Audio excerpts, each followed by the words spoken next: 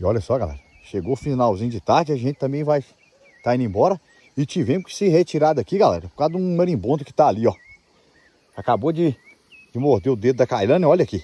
Onde que deu uma pregada no dedo? Tá doendo.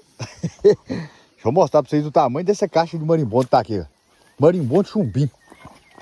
Mas tem milhões de marimbondo. Deixa eu mostrar pra vocês aqui o tamanho da caixa que tá ali. Olha lá. Olha o tamanho daquela caixa de marimbondo ali. Olha o tamanho dessa bola de caixa de marimbondo. Você tá doido? E deu ruim, galera. Não conseguimos pegar nenhuma traíra.